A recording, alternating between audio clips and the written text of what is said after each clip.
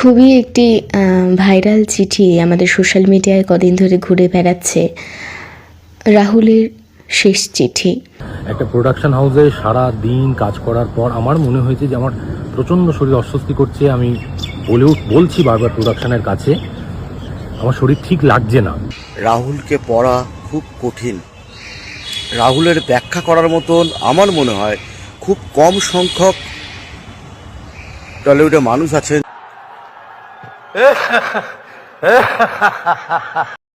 আসসালামু আলাইকুম, আমি আপনাদেরকে দেখাবো রাহুল শেষ চিঠিতে কি লিখে গিয়েছিলেন, যা আপনারা জানলে অবাক হয়ে যাবেন। আর এই দিকে ফেসে গেলেন মিঠুন চক্রবর্তী। তো আজকের ভিডিওগুলো অত্যন্ত গুরুত্বপূর্ণ। তো আমি আশা করবো যে আপনারা সম্পূর্ণ ভিডিওটি দেখবেন, আর এই সম্পূর্ণ ভিডিওটি দেখলেই বিস্তারিত জানতে পারবেন। আর এই ভিডিওগুলো দেখানোর আগে আপনাদের কাছে আমার ছোট্ট একটি রিকোয়েস্ট, আপনারা যদি আমার চ্যানেলে নতুন হয়ে থাকেন তাহলে নতুন আপডেট নিউজ সবার আগে পেতে আমার এই চ্যানেলটি সাবস্ক্রাইব করে আমার সাথেই থাকুন। আর এখন চলুন কথা না বাড়িয়ে আমরা এক এক করে ভিডিওগুলো দেখে আসি। খুবই একটি ভাইরাল চিঠি আমাদের সোশ্যাল মিডিয়ায় কদিন ধরে ঘুরে বেড়াচ্ছে। রাহুলের শেষ চিঠি নিজের সন্তানকে, সহজকে। আজ রাহুল ব্যানার্জির প্রতি শ্রদ্ধা জানিয়ে আজ আপনাদেরকে এই চিঠিটা আমি পড়ে শোনাচ্ছি। নিজের স্ত্রীর প্রতি কতটা শ্রদ্ধা থাকলে আলাদা থাকাকালীন এইরকম একটা চিঠি লেখা যায়। তাই হয়তো সহজকে একটা সহজ জীবন দিতে সব গুছিয়ে নিয়েছিলেন। তবে সহজ বড় হলে অনেকেই বলবে ওকে তোমার বাবা খুব ভালো মানুষ ছিলেন। এই বা কম কি, ও জানবে কত অজানা অচেনা মানুষ ওর বাবার মৃত্যুর সংবাদে কেঁদে কেঁদে রাত জেগে শরীর খারাপ করে ফেলেছিল। শেষে এইটুকুই পড়ে থাকবে। চিঠিটা আপনাদের পড়ে শোনাই। ফাদার্স ডেতে রাহুল ব্যানার্জির লেখা চিঠি, সহজ। এই চিঠিটা আজকে ফাদার্স ডে বলে লিখতে বসা।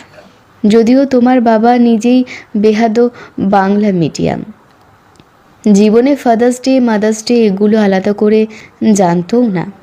কিন্তু কুজোর যেমন চিত হয়ে শুতে ইচ্ছে করে, আমারও আজকাল এসব উদযাপন করতে ইচ্ছে করে। আসলে কিছুই না, তোমাকে কাছে পাওয়ার অজুহাত। জানো সহজ, আমি আর তোমার মা তখন থেকে বন্ধু যখন তোমার মায়ের 14 বছর বয়স ছিল আর আমার 21। সব ধারাবাহিকে আমরা ভাই বোন।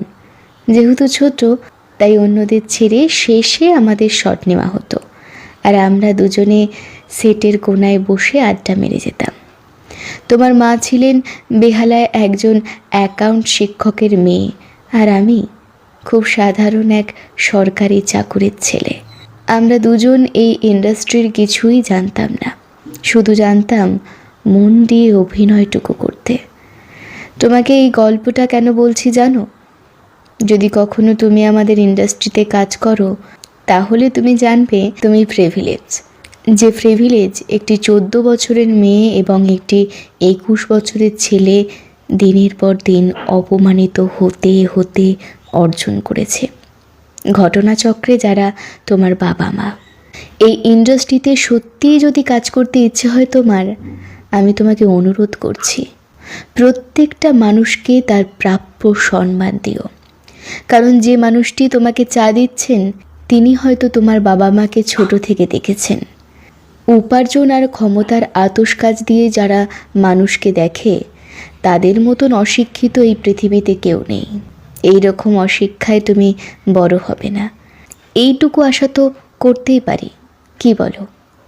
যেদিন আমরা প্রথম খবর পাই তুমি আমাদের জীবনে আসছো, আমরা আনন্দে পাগল হয়ে গিয়েছিলাম জানো। তোমার মা গুচ্ছে সব অ্যাপস ডাউনলোড করে ফেললো, রোজ আমাকে আপডেট দিত। এখন ওর সাইজ আপেলের মতন, এখন ওর সাইজ আনারসের মতন, আরও কত কি। তারপর যখন তুমি হলে তোমার মায়ের আর এক রূপ দেখলাম। তুমি জানো না হয়তো, তোমার মা তোমাকে কোনোদিন বাজারে চলতি বেবি ফুড কিনে খাওয়ায়নি, সব নিজে হাতে বানাতো। তাতে যদি সারাদিন লাগে তো লাগুক। তোমার মায়ের তোমার জন্য অনেক সংগ্রাম, অনেক আত্মত্যাগ। তুমি কতটা মনে রাখবে তা তোমার সিদ্ধান্ত। আজ তোমার মা ইনস্টাগ্রামে যথেষ্ট অ্যাথেস্টিক ছবি দেওয়ার পরও উড়ো কমেন্ট ভেসে আসে।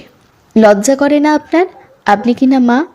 না, এ নিয়ে কোনো দুঃখবোধ আছে ভেবো না।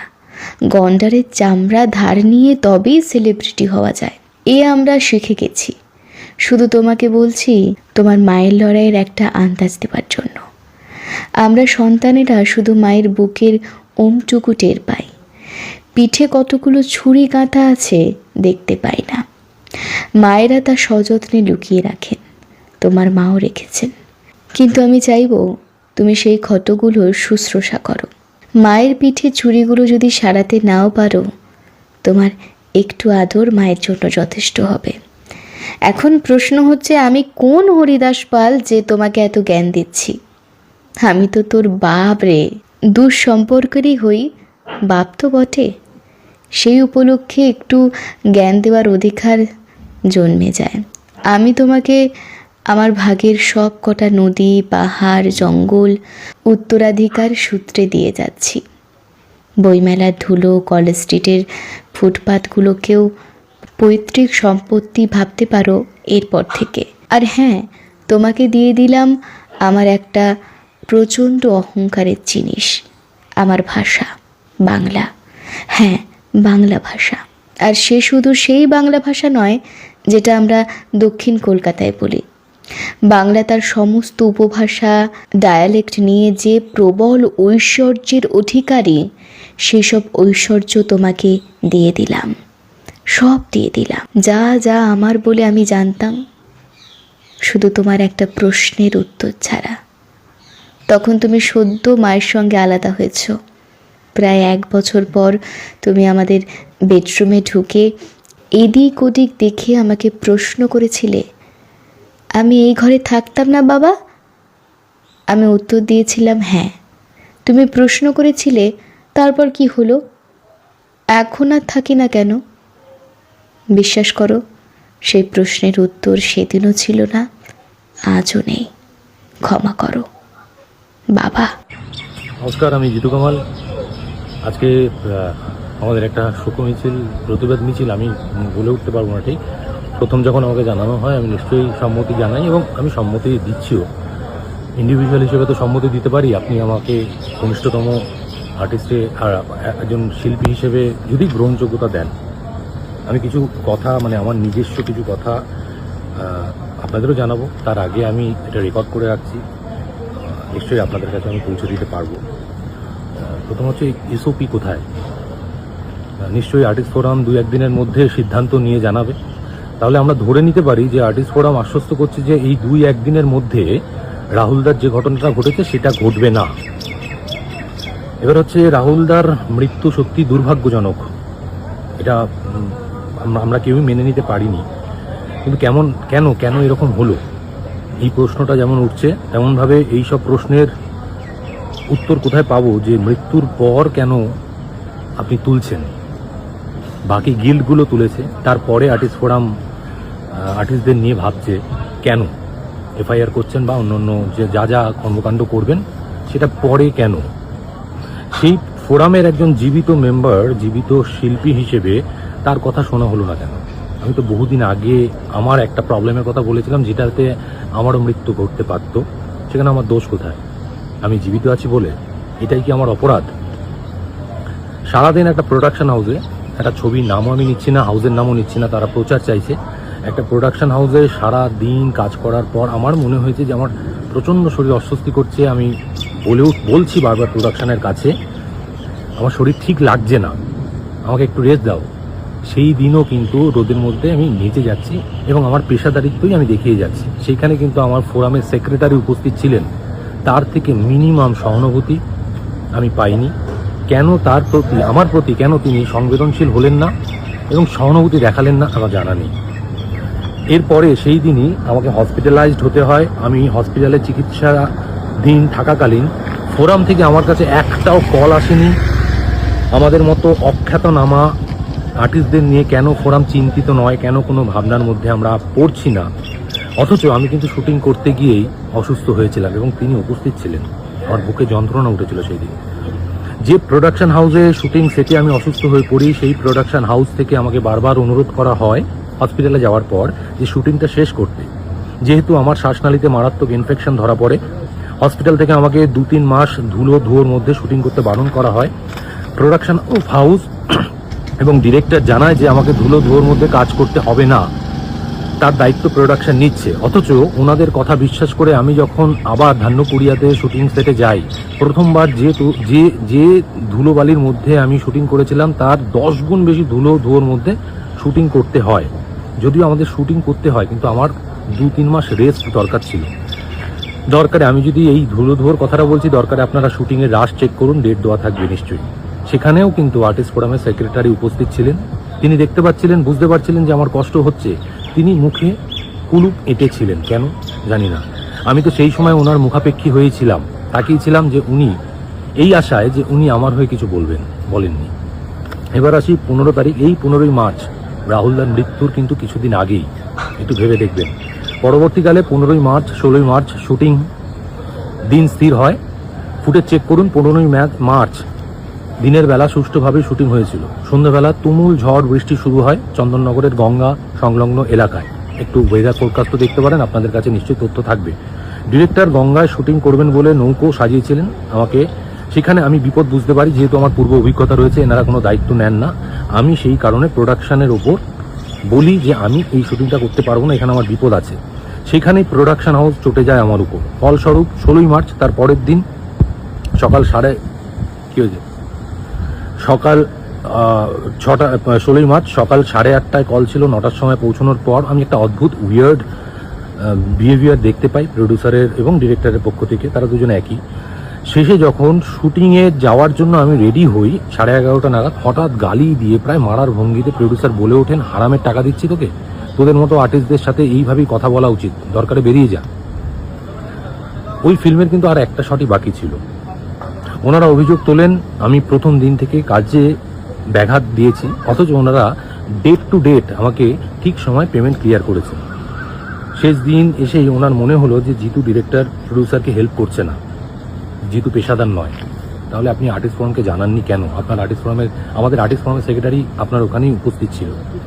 এই চরম হেনস্থা অপমান সহ্য করতে না পেরে আমি সঙ্গে সঙ্গে ঘটনার কথা আর্টিস্ট ফোরামকে মেল করে দিই এবং আর্টিস্ট ফোরামকে মেল করে দিই এবং জানিয়ে দিই যে আমি বেরিয়ে যাচ্ছি। কিন্তু 4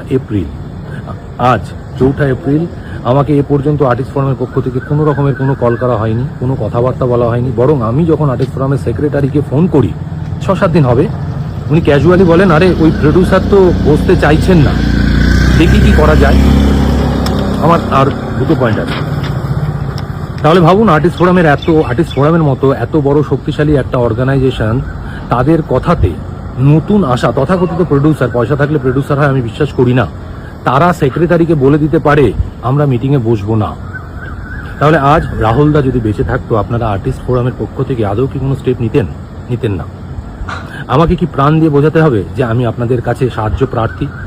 আপনারা তো ফিল্ম ইন্ডাস্ট্রিতে নতুন আসা কিছু পুঁজিপতিকে প্রশ্ন করতে পারছেন না, সেখানে ম্যাজিক মুভমেন্টসের মতো একটা ক্ষমতাশীল প্রডিউসারকে আপনারা কি প্রশ্ন করবেন? আর তারাও বা আপনাদের কতটুকু পাত্তা দেবে? এর আগে বহু অভিনেতা অভিনেত্রীকে, এটা আমার নিজস্ব ভাবনা, এর আগে বহু অভিনেতা অভিনেত্রীর কেরিয়ার ধ্বংস করেছেন আপনাদের শক্তিশালী তাবুর অভিনেতারা। সেখানে আমি তো চুনোপুটি। কিন্তু আমার উদ্দেশ্য যদি সঠিক থাকে, আমার কেরিয়ার বিসর্জন গেলেও অন্তত ভবিষ্যতে কোনো সম্ভাবনাময় শিল্পীর কেরিয়ার বা জীবন যাতে নষ্ট না হয়, তার জন্যই আমি এই প্রতিবাদ করছি। আমি হয়তো আজকে মিছিলে নাও হাঁটতে পারি, শুধুমাত্র টেকনিশিয়ানে গিয়ে আমি আমার প্রতিবাদ জানাবো। আশা করে শুটিংয়ে আসা, এমনি সব শুটিংগুলো হয়ে যাচ্ছে, টেলিভিশনে এত প্রজেক্টস বা ভালো ছবি, এরা এমনি হয়ে যাচ্ছে। মানে সব থেকে কতটা কষ্টের বিষয় জানো, যে মানুষটার নামে বলা হচ্ছে, সে দাঁড়িয়ে থেকে বলার সুযোগ নেই যে না এরা মিথ্যে বলছে। আর রাহুলের শেষ মুহূর্তের বিভিন্ন ফুটেজ তো দেখা গেছে, যে ফুটেজটা না, আমি বলছি শুটিং চলাকালীন রাহুল কথা বলছে টেকনিশিয়ানদের সঙ্গে, স্ক্রিপ্ট দেখছে, বসে আছে, এবং একটা জায়গায় আমি দেখলাম চাও খাচ্ছে। আমার কোনোভাবেই, আমার দীর্ঘ 25 বছরের অভিজ্ঞতা থেকে আমি বলছি, কোনোভাবেই আমার ওকে অত্যন্ত সুস্থ রেসপন্সিবল অ্যাক্টর বলেই ওকে জানি। কোনোদিন আজ পর্যন্ত শুটিংয়ে ওর মতন আর্টিস্টের জন্য 1% কোনো অসুবিধার সৃষ্টি হয়নি। অত্যন্ত প্রফেশনাল আর্টিস্ট শুধু নয়, অত্যন্ত সংবেদনশীল একজন মানুষও। এটা নিয়ে আমার বলতে কোনো দ্বিধা নেই যে আজকে হয়তো অনেক আর্টিস্ট আছেন, সংবেদনশীল মানুষের ভীষণ অভাব, কিন্তু উনি মানে আমার তো মনে হয় মানুষ হিসাবে আমি রাহুলকে আরও বেশি নাম্বার দেবো। ওনার নামে এই কথা, সব থেকে বড় কথা, একটা মানুষ চলে গেছে কোথায়, তার জন্য যে মানুষটার কাজ করতে গিয়ে চলে গেছে তার মধ্যে কোনো অনুতাপ, হাহাকার, কষ্ট, কান্না কিচ্ছু নেই। অথচ আমাদের, আমি বলছি আমার চেনা জানা যারা ইন্ডাস্ট্রির সঙ্গে যুক্তও নয়, তারা পর্যন্ত ফোন করে বলছে আরে অত ভালো ছেলেটা চলে গেল। আমরা বলি আমরা তো একটা কুকুর বেড়ালের সঙ্গে 2-1 দিন থাকলেও তার প্রতি একটা মায়া জন্মে যায়। যে মানুষটার সঙ্গে কাজ করছে, তার স্ক্রিপ্ট নিয়ে হয়তো অনেকবার আলোচনা হয়েছে, একজন এত বড় আর্টিস্ট, তার কোনো কষ্ট হাহাকার দেখছি না। উনি স্ক্রিপ্ট গোছাতে ব্যস্ত, কখন কি বলবেন। একবার তো এসে দাঁড়াতে পারতেন, একবার তো ছেড়ে দিন পাবলিককে কি মেসেজ দিলেন। উনিও তো একজন শিল্পী, একটা শিল্পীর সব থেকে বড় কথা উনি যদি পরিষ্কার মনে এসে স্যারেন্ডার করতেন যে হতে পারে আমি দেখছি, আমি আছি, আমি ওদের পাশে আছি, আমি সবটা দেখছি, কোথায়। আমার মনে হয়েছে এবার প্রতিবাদটা করা দরকার। কে থাকবে না থাকবে আমি জানি না। আমি যখন ইন্ডাস্ট্রিতে এসেছিলাম, একা মেট্রো ধরে, একা ট্রেনে চড়ে এখানে এসেছিলাম, একটু একটু করে পায়ের মাটি শক্ত করার চেষ্টা করেছি। যখন পায়ের মাটি শক্ত একটু একটু হচ্ছে, তখন তো প্রবলেমের সম্মুখীন হতে হবে। এবং সেই প্রবলেম যখন আমার ফোরামের প্রচুর মেম্বার থেকে যায় এবং পেছনে কলকাঠি নাড়ে এবং জানতে পেরেও চুপ থাকতে হয়, তখন কষ্ট দেয়। হসপিটালে একটা তাদের শিল্পী যখন ভর্তি থাকে তারা টু শব্দ করে না। আজকে একজন শিল্পী চলে গেল, তখন এফআইআর করা বা তার জন্য সমব্যথী হওয়া আমার কাছে শুধু কুমিরের চোখে কান্না ছাড়া কিছু নয়। কারণ আমি দিয়েছি, মেল করেছি, সেই মেলের কোনো রিপ্লাই নেই। যে একটা প্রোডাকশন হাউস এইভাবে ব্যবহার করছে, গালি দিচ্ছে, তার ভিডিও রয়েছে। সেই প্রডিউসার যখন আর্টিস্ট ফোরামের সেক্রেটারিকে জানায় যে আমি মিটিংয়ে বসবো না, আমার তখন লজ্জা লাগে যে একটা শক্তিশালী অর্গানাইজেশন সে একটা নতুন প্রডিউসারের সাথে মিটিং করতে পারে না। সে এখানে ম্যাজিক মুভমেন্টের মতো এত শক্তিশালী প্রোডাকশনের সাথে লড়বে কি করে? পাত্তাই দেবে না তারা। একাধিক বয়ানে অসঙ্গতি, সেটা বারবার উঠে আসছে। স্বাভাবিকভাবে কারা অসঙ্গতি করছে? সেখানেও তো আর্টিস্টই রয়েছে। কোনো শিল্পী বলছেন যে প্যাক আপ হয়ে গেছে, রাহুল দা সমুদ্রে হাওয়া খাচ্ছিল। সত্যি কি তাই? তাহলে আপনি বললেন কেন? এর দায় কে নেবে? এখন তো আপনি চুপ করে আছেন। না, পাওয়া যাওয়ার আগে নিজের ঘরকে তো ঠিক করতে হবে। আমাদের নিজের ঘর ঠিক নেই। আমাদের নিজের ঘরে প্রচুর মানে দুর্বলতা তৈরি করা হয়। তার প্রথম ভিকটিম, মানে এখন এখানে বসে ভিকটিম আমি এখান থেকে কোথাও নড়বো না। কোনো পদযাত্রায় আমি নিশ্চয়ই এর মধ্যে সাইন করেছি, কিন্তু আমি নিজে রিয়েলাইজ করেছি এ শুধুমাত্র হাঁটা হবে, চলা হবে, ঘাম ঝরানো হবে। আমার প্রতিবাদ এটাই চলতে থাকবে। আমি জানি এরপরে প্রচুর বিপদ আসবে। আমি যখন ধরেই নিয়েছি যে ঠিক আছে ইন্ডাস্ট্রি থেকে আমাকে বার করে দিলে আমি বেরিয়ে যাব, এরকম প্রচুর শিল্পী তো বেরিয়ে গেছে, না খেয়ে রয়েছে। ঠিক আছে, আমিও নয় হারিয়ে গেলাম, কিন্তু যুদ্ধ করে যাব। আমাকে তুমি সহজে হারাতে পারবে না। আমি যুদ্ধটা করবো। হ্যাঁ, একদমই তাই। আমি 16ই মার্চে আমি এটা বলেছিলাম। তখন যদি একটা এসওপি তৈরি করা হতো যে আর্টিস্টের কোনো প্রবলেম হলে এবং বা তার প্রিকশন রাখতে হবে, তাহলে এই অ্যাম্বুলেন্সও কাছে থাকতো, তাহলে ডাক্তারও কাছে থাকতো। এবং দূরে আমিও 1.5 ঘন্টা 2 ঘন্টা সেন্সলেস অবস্থায় আমি অ্যাম্বুলেন্স করে আর.এন. টেগর হসপিটালে এসেছিলাম। নমস্কার, আপনারা প্রত্যেকেই জানেন এখন আমাদের টালিগঞ্জে ফিল্ম ইন্ডাস্ট্রিতে একটা শোকের ছায়া নেমে এসেছে রাহুলকে নিয়ে। এর মধ্যেও কিছু মানুষ আছে যারা বাজে কথা বলছে রাহুলকে নিয়ে এবং সমালোচনা করছে বা রাজনীতি টেনে আনছে। তাদের উদ্দেশ্যে বলি, রাহুলকে পড়া খুব কঠিন। রাহুলের ব্যাখ্যা করার মতন আমার মনে হয় খুব কম সংখ্যক টলিউডে মানুষ আছেন যারা রাহুলকে ব্যাখ্যা করতে পারবেন। এত নম্র, ভদ্র।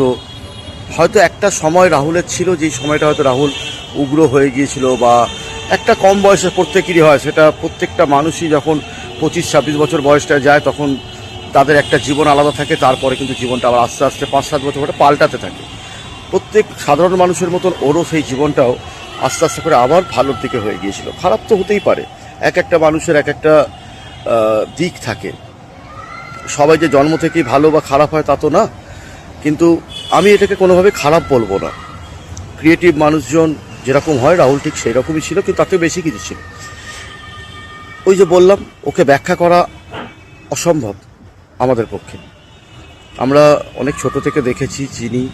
মাঝখানে চিরদিনই তুমি যে আমার রিলিজের পর একটা গ্যাপ তৈরি হয়েছিল ঠিকই, কিন্তু তারপরে যখন আবার 2015 সালে ওটাই লাস্ট MMS আমাদের পেলেদার একটা ছবিতে যখন কাজ করতে এলো, তখন আবার সম্পর্ক হলো, হাই হ্যালো হতো, ওইটুকুই।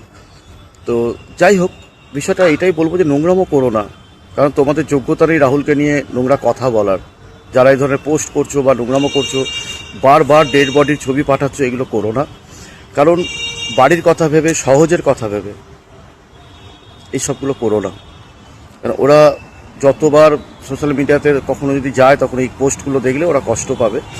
ওদের কথা ভেবে আমার মনে হয় অত ছবি পোস্ট না করাই ভালো। এমনি ছবি পোস্ট করতেই পারো, কিন্তু মৃতদেহের ছবিটা কেউ পোস্ট করো না, এটা অনুরোধ। আর অবশ্যই সবাই প্রার্থনা করো যেন ও যেখানে গেছে সেখানে ভালো থাকে, এবং খুব তাড়াতাড়ি আমরা যেন ওকে ফেরত পাই ভালো মানুষ এবং ভালো অভিনেতা হিসাবে। এটাই প্রার্থনা রাখবো ঈশ্বরের কাছে আমরা। আর খুব দুঃখের খবর যে আমরা আর সহজ কথা আর মনে হয় শুনতে পাবো না। একটা মিষ্টি ছেলে, ভালো ছেলে, জ্ঞানী ছেলে, গুণী ছেলে আমাদেরকে ছেড়ে চলে গেল। অনেক কাছের মানুষ আছে তার মুখ থেকে শোনা, তাদের নামগুলো ম্যাক্সিমাম শুনতাম, সুদীপ্তাদি, বিদীপ্তাদি, সাহেবদা, এরকম অনেক, তমালদা, ঠিক আছে, অনেকের নাম বারবার ওর মুখে শোনা যেত। মানে ও তো দিদির মতন, একদম আমাকে ছোটো ভাইয়ের মতন আগলে রাখে। তো তাদের উদ্দেশ্যেও অনেক কথা সোশ্যাল মিডিয়াতে ওরা বলেছে, মানে রাহুল বলেছে, সেটা আমরা শুনেছি। তো তারাও আজকে নিশ্চয়ই মিস করবে রাহুলকে। তো সব শেষে আমি দেখলাম যে পাপিয়াদি গিয়েছিল, আজকে কোনো কারণবশত তাড়িয়ে দেওয়া হয়েছে। তো একটা মানুষ চলে যাওয়ার পরে তার কি দেহ নিয়েও রাজনীতি করতে হবে? এটার কোনো মানে হয়? যদি কেউ এই উদ্দেশ্য নিয়ে ওখানে গিয়ে থাকে, খুব অন্যায় করেছে। কারণ এইগুলো মানে না করাই ভালো, কারণ একটা জায়গা থাকে, রাজনীতির ময়দানটা পুরোপুরি আলাদা। তো এই জায়গা থেকে রাজনীতি করতে গিয়ে যদি পাপিয়াদিকে আটকে দেওয়া হয়ে থাকে, তাহলে আমি বলবো একদম ঠিক করেছে। কিন্তু যদি উল্টোটা হয়, তাহলে বলবো ভুল করেছে। কারণ পাপিয়াদি একজন ভালো অভিনেত্রী, নিশ্চয়ই রাহুলের সঙ্গে পরিচয় ছিল, ভালো বন্ধুত্ব থাকতে পারে, ছোট ভাইয়ের মতন। তো যাই হোক, এইগুলো আমি জানি না, সেই জন্য আমি এই ব্যাপারে কিছু বলবো না। খালি জাস্ট বললাম, মনের কথাটা বললাম, যে যদি কেউ রাজনীতি করতে গিয়ে থাকে, তাকে যদি আটকে দেওয়া হয় বা তাড়িয়ে দেওয়া হয়, তাহলে ঠিক করেছে। কিন্তু যদি উল্টোটা হয়, তাহলে কিন্তু তারা ভুল করেছে। আমি শুনলাম কোনো স্লোগান দিয়েছে হয়তো, তো স্লোগানের জন্য ওখানকার যারা স্থানীয় ছিলেন তারা বারণ করেছেন যে এইরকম করবেন না, আমরা এমনিতেই মন মেজাজ খারাপ আছে, আমাদের ভালো নেই। ঠিক করেছেন, একদম আপনারা ঠিক করেছেন। যদি এই ঘটনা ঘটে থাকে সত্যি, তার জন্য খুবই দুঃখজনক ঘটনা এটা। আর একটা কথা, যে আমাদের ইন্ডাস্ট্রিতে এত বড় বড় আওয়াজ, এত বড় বড় কথা, এত রকমের কথা হচ্ছে, এর একটা তদন্ত অবশ্যই দরকার। কারণ একটা জলজান্ত ছেলে এইভাবে মারা যাবে এত বড় একটা ইউনিটের কাছে, মানে ইউনিটের এত লোকজন। কেউ বলছে যে শুটিং প্যাকআপের পরে একা একা বেরিয়েছিল, কেউ বলছে নৌকা থেকে শুটিং করতে করতে পড়ে গেছে দুজনেই, কেউ বলছে হাত ধরে হেঁটে চলে গেল। তো এইটা তো এইভাবে তো চলে না। বিষয়টা হচ্ছে, যেইটাই হোক না কেন, সঠিকটা উঠে আসা দরকার। একটাই কথা হবে, কারণ একই ইউনিটে 10 জন থাকলে 10 রকম কথা কী করে বলতে পারে একটা মানুষের জন্য? 10 জন তো একই কথা বলবে যে এইটা ঘটেছিল, একজন এক এক রকম। আর মিডিয়া বন্ধুদেরকে বলবো, এইরকম উৎসাহ রটাবেন না। বিভিন্ন রকমভাবে আপনারাও টিআরপি বাড়ানোর জন্য উল্টো পাল্টা বলে যাচ্ছেন। আপনাদের টিআরপি বাড়ুক, সেটা আমি চাই। তা বলে কারো মৃত্যু নিয়ে টিআরপি বাড়ানোর কোনো দরকার নেই। আপনাদের অনেক টিআরপি হয়ে গেছে। রাহুল আপনাদেরকে যাওয়ার সময় যেটা দিয়ে গেল, সেটা নিয়ে এখন আপনারা 2 বছর কাটিয়ে দিতে পারবেন। খুব ভালো টিআরপি উঠেছে আপনাদের। ধন্যবাদ, ভালো থাকবেন সকলে। তো আমি আশা করছি আপনারা সম্পূর্ণ ভিডিওটি দেখেছেন। তো আপনাদের যদি বিষয়টি নিয়ে কোনো মতামত থাকে, আমাকে অবশ্যই জানাবেন। তো দেখা হচ্ছে পরবর্তী ভিডিওতে। সে পর্যন্ত সবাই ভালো থাকবেন, সুস্থ থাকবেন। আল্লাহ হাফেজ।